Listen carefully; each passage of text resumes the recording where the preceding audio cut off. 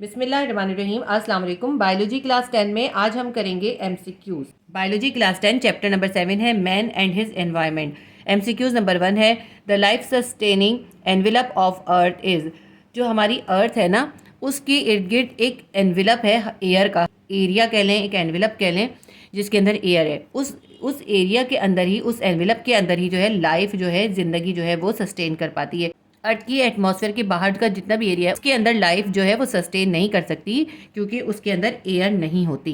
तो अर्थ का वो एरिया या वो एनवेलप जिसके अंदर लाइफ सस्टेन करती है उसे क्या कहते हैं? ऑप्शन ए है बायोमास, ऑप्शन बी है बायोमेस, ऑप्शन सी है बायोस्फीयर, ऑप्शन डी है एटमॉस्फेयर। तो अर्थ का वो एरिया जिसके अंदर लाइफ सस्टेन करती है वो कहलाता है बायोस्फीयर। एमसीक्यूज नंबर 1 का आंसर हम लगाएंगे option C, biosphere. MCQs number 2 है the group of organism belong to the same species live in a particular area called. किसी सेम स्पीशीज़ के, एक ही स्पीशीज़ के ऑर्गेनिज्म जो कि ग्रुप की शक्ल में किसी मखसूस एरिया के अंदर, पर्टिकुलर एरिया के अंदर रहते हों, उसे क्या कहते हैं? ऑप्शन ए है कम्युनिटी, ऑप्शन बी है स्पीशीज़, ऑप्शन सी है जीन, ऑप्शन डी है पॉपुलेशन। तो एमसीक्यूज नंबर 2 का आंसर आएगा option D, population. MCQs number 3 है an area where community interacts with non living environment is called. Living organism जहाँ भी रहता है उसके इर्द गिर्द एक नॉन लिविंग एनवायरनमेंट तो होता है ना, जैसे हवा होती है, पानी होता है, ज़मीन होती है या दरख्त होते हैं।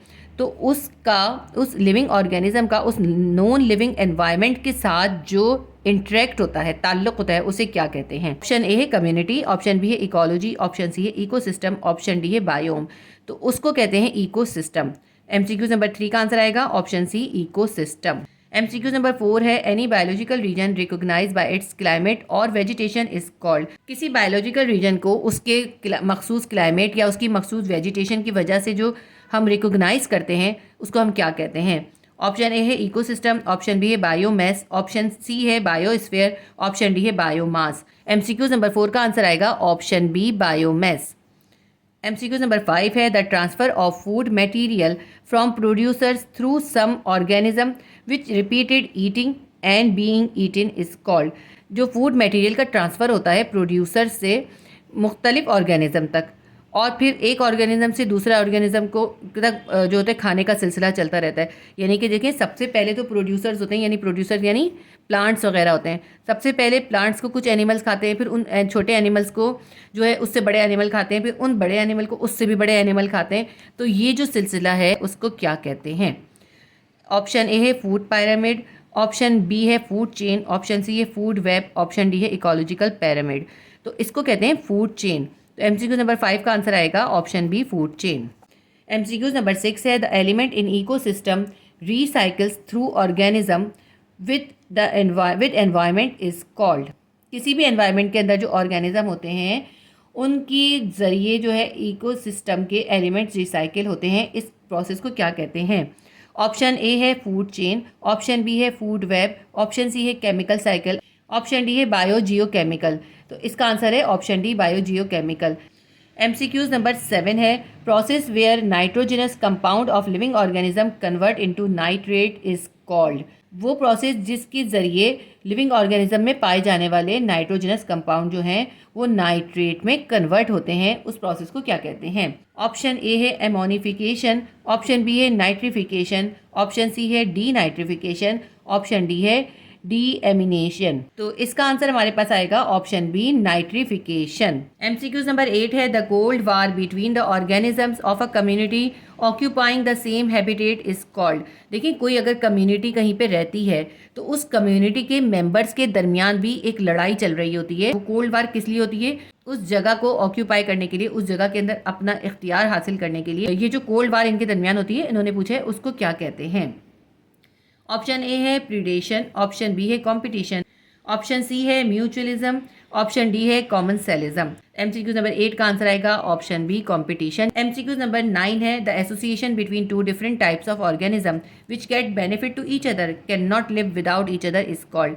एक एसोसिएशन ऐसी होती है जिसमें दो मुख्तलिफ टाइप के ऑर्गेनिज्म एक दूसरे के साथ रहते हैं और वो एक दूसरे को बेनिफिट पहुंचा रहे होते हैं, और अगर उनको सेपरेट कर दिया जाए तो वो एक दूसरे के बगैर नहीं रह सकते।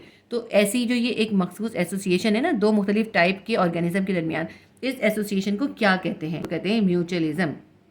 MCQs नंबर 9 का आंसर आएगा ऑप्शन सी, म्यूचुअलिज्म। इसकी एक बहुत कॉमन सी एग्जांपल है कि प्लांट्स की रूट्स के अंदर एक खास किस्म के बैक्टीरिया होते हैं जो कि नाइट्रोजन को फिक्स करते हैं, उनको कहते हैं नाइट्रोजन फिक्सिंग बैक्टीरिया। उनका नाम होता है राइजोबियम। वो राइजोबियम जो होते हैं वो प्लांट की रूट में रहते हैं और प्लांट से जो है अपनी फूड हासिल करते हैं, और उसके साथ साथ वो क्या करते हैं, जो प्लांट्स के अंदर नाइट्रोजन होती है उसको नाइट्रोजन को फिक्स करते हैं। तो इस तरह दोनों एक दूसरे के लिए बेनिफिशियल होते हैं। MCQs नंबर 10 है the amount of solid waste और concentration of gases other than oxygen increase in atmosphere is called. जो हमारे इर्द गिर्द एटमॉस्फेयर है उसके अंदर एयर है, उस एयर के अंदर मुख्तलिफ गैसेज हैं, ऑक्सीजन भी है और दूसरी गैसेज भी हैं। लेकिन अगर उस एयर के अंदर या उस एटमॉस्फेयर के अंदर जो गैसेज हैं उनका कॉन्सेंट्रेशन जो है ऑक्सीजन गैस के मुकाबले में ज़्यादा हो जाए, या फिर उस एटमॉस्फेयर के अंदर सॉलिड वेस्ट भी शामिल हो जाए, सॉलिड वेस्ट जैसे कि कोई कार्बन के ज़र्रात होते हैं जो हवा में शामिल हो जाते हैं, वो शामिल हो जाएं, तो उसको क्या कहते हैं? ऑप्शन ए है एयर पॉल्यूशन, ऑप्शन बी है ओजोन डिप्लीशन, ऑप्शन सी है एसिड रेन, ऑप्शन डी है green house effect. MCQs number 10 का आंसर आएगा ऑप्शन ए, एयर पॉल्यूशन। हमारे चैप्टर नंबर 7 के MCQs भी कंप्लीट हो गए। Please do like, share and subscribe my channel. अल्लाह हाफिज़।